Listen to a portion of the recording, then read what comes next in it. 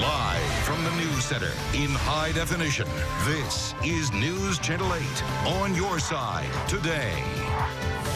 Well, good morning and welcome to News Channel 8 today. I'm Gail Guayardo. I'm Rod Carter. Today is Thursday, January 31st. And in the headlines this Thursday morning, a verdict in the radio rivalry trial.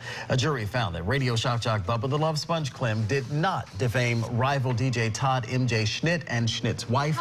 We're live from Bubba's studios as he returns to work this morning. A 6-hour standoff in Pinellas County ended dramatically. Deputies arrested 24-year-old Martiego Wallace. They say he threatened a woman, barricaded himself in a home, and struggled with a SWAT officer. We are live this morning with new details. Tornadoes and severe weather roll through the southeast. This is video of a large twister that touched down yesterday in Adairsville, Georgia. At least 2 deaths are being blamed on the violent weather that stretched all the way up to the Carolinas. 6:31. More headlines coming up in just a moment. It was rainy in the wee hours of the morning, but it looks like things are still pushing south. Exactly right. In fact, it's the exact same storm system that caused all the tornadoes up to our north. Thankfully, it was much weaker when it came through here, and we're dealing with the last of it as we speak. In Polk County right now, we still have a little batch of rain quickly pushing off toward the east of Lake Wales, now heading over out of our viewing area. We also have some isolated sprinkles through the Keenetown area, Verna and Mayaca City and Manatee County. This morning, we're still waiting on the cooler air. Temperatures generally in the upper 50s right now, but we're not going to get much warmer through the day. Gusty winds at 9 a.m. Even with clearing skies, only 62 degrees at noon and mid-60s for highs, and by 6 p.m. it'll already be getting cool. We'll talk about how cold coming up. But first, let's check on the roadways because they could be a little bit wet out there, Leslie. Wet, and I tell you what, I'm counting 7 blown transformer poles in Pinellas County. It's kind of a weird thing. I mean, these happen to blow here and there, but right now we've got one. It's actually right here on US 19, right by Innisbrook at Alderman. So you might see some crews out there. That's where most of the activity is at, possibly tying up a lane. But we're still moving at very good speeds. When this happens, they usually get trucks out there and try to wrap it up pretty quickly. But here's sort of a general look at where they're located. It shouldn't tie up your commute too much. You might see 1 lane blocked. You're still going to be able to get by, but these are where those transformers are now malfunctioning, so they're out there trying to fix them. Meanwhile, we've got a crash on the Howard Franklin Bridge. Let's bring out the camera. You can see what I'm talking about. This is southbound, folks, and it looks like 2 of those lanes are taken away. So heading south into Pinellas County, we're starting to see a backup to about the hump. We're going to keep an eye on this one. That's a look at the roadways. Back to you guys. All right, thanks, Leslie. Well, this morning we have new information about a 6-hour standoff involving Pinellas County Sheriff's deputies. The SWAT team responded to a neighborhood off of 28th Street North and 38th Avenue North. News Channel 8's Chip Osowski joins us live from the Sheriff's office with details. Chip, good morning. Well, good morning to you, Gail. That standoff did last a full 6 hours, and authorities have now identified the suspect. He is 24-year-old Martiego Wallace. He now faces a laundry list of charges. Investigators say this all started around 4:30 yesterday afternoon after they got a call from a woman saying Wallace confronted her and her brother about snitching on him several years ago. She says he threatened to kill her. She ran away and called for help. Deputies arrived, found Wallace walking around, but he ran off and barged into a house where a couple and their young child live. Deputies say he told the family he wasn't going to hurt them, that cops were after him. They ran out the door. The SWAT team tried to contact him, but he would not answer a cell phone they threw into the house. Eventually, they sent in a robot, saw Wallace covered in sheets and blankets. He eventually started running around the upstairs of the house and later jumped out a window to a garage and fell to the ground. At that point, he was confronted by the SWAT team members, and he violently fought. And there was a violent struggle on the south side of the house, and it took several sheriff's deputies and SWAT team members to take him into custody. But thankfully, he was taken into custody without injury to any deputies, and nobody was seriously injured. Wallace is now charged with aggravated assault with a firearm, burglary to an occupied dwelling, resisting arrest with violence, and violation of probation. And earlier this morning, I did check the Pinellas County Sheriff's Office website, and Wallace does have a lengthy criminal record with more than a dozen arrests. Charges include drug possession, domestic violence, battery, and resisting arrest. Yeah. All right, thanks, Chip.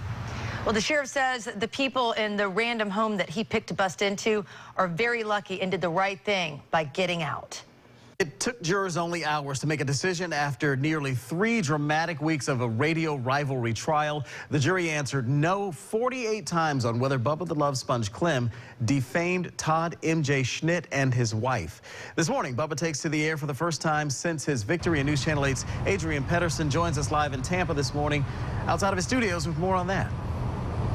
Good morning, Rod. You know, if you've ever listened to Bubba's show, you know he has more than enough to talk about on a daily basis. But today, when he gets back behind the mic here, it'll certainly be interesting. Then plaintiff. In the final hour, attorney Phil Campbell asked jurors to put a number on the Schnitt's years of suffering. 500,000, $1 million, $2 million, $2.5 million. Bubba's attorney, Joseph Diaco, argued Bubba's radio show is satire and that nothing he says should be taken literally. All you have to do is say no. The jury deliberated for about 3 hours. Alternate juror Alana Wilshire didn't help decide the case, but she did have to sit through it for 2.5 weeks. I think anybody that runs and cries and hides in their house because someone called them a name kind of needs to grow up. You know, develop a thicker skin, especially if you're in the public eye. Bubba says he doesn't plan to turn down his radio rhetoric anytime soon, and as for Schnitt, well, he tweeted, "The show goes on, life goes on," so he'll be back on the air this afternoon as well. Guys? All right, Adrian, thank you. And the battle is not over. Clem promises to sue the Schnitts for all of his legal costs. Now to an 8 on Your Side Crime Tracker special report. Women, children, men taken and sold for sex. Sounds like a Liam Neeson movie, but the reality is human trafficking is more common than you might think, and it's happening right here in the Bay Area. And come to find out, Homeland Security agents locally are the ones bringing down some of the most notorious rings and slapping the cuffs on traffickers. Call it poetic justice. In January, which happens to be Human Trafficking Awareness Month, agents with Homeland Security and the United States Immigration and Customs Agency, known as ICE, brought down a large-scale sex trafficking ring stretching from Florida to the Carolinas. In the months leading up to that bust, another victory for ICE. This man, Eric Bell, was sentenced to 30 years in prison for human trafficking. That should be a message to those traffickers out there that we will use all of our resources to track you down and prosecute you. Special agent in charge with Homeland Security, Susan McCormick, told me human trafficking arrests have tripled in recent years because the agency has changed its plan of attack. Equally as important is rescuing that victim from that situation and getting them into a stable environment, providing them the necessary medical care, food, shelter, everything so that they are an important commodity in this. And victims, many from foreign countries, are offered long-term immigration relief for coming forward, many of whom were held prisoner right here in Florida. But we see it in so many sectors. Plucked from poverty or areas struck by natural disaster, most are promised the American dream, but their lives turn into a nightmare. We have women that came in and said, "Oh, you're going to work on getting your license to be a hairstylist." And the next, they're not working in a salon. They're working in a brothel. They're being forced to service, 25 to 30 men a day. And that's something McCormick says has to stop because human trafficking is a heinous crime. Special Agent McCormick told me another strategic move that is helping agents make arrests are in part thanks to community outreach programs telling people what to look out for and giving them a chance to hear from victims of human trafficking. They can actually look at a group of girls and they'll pick out who the prettiest one is and who the homelier one is and who has the lowest self-esteem. And then that's their target. They feed on that. They know what to look for. He came in that night knowing that he was going to leave with somebody who was naive. He just knew it. That's what they do. That's their job, 24 hours a day. Tomorrow, I'll share more of my interviews with the 2 Bay Area women who were victims of human trafficking, and they work with Homeland Security now to educate people about the real risks looming here in our area. It's 6:40. Confirmation hearings for President Obama's next Secretary of Defense are set to begin, and that story takes our look at news happening around America today. Former Republican Senator Chuck Hagel will answer questions before the Senate Armed Services Committee. Hagel's nomination has been a rocky one. Critics argue he is not a strong supporter of Israel and appears too conciliatory towards enemies. If confirmed, the former two-term Republican senator from Nebraska would be the first enlisted man to serve as defense secretary. Also happening today, the Senate will take up a bill to raise the debt ceiling. It has already passed the House and includes 4 amendments. Right now, all the amendments are expected to fail. Now, if passed, the bill would raise the debt ceiling for approximately 4 months. There's also a provision that would withhold members' pay if both the House and Senate fail to pass a budget by April 15th. And new this morning, severe thunderstorms hit New York City overnight. This is video from Staten Island, where the rain was coming down in sheets at times. New York City was also under a high wind warning early this morning.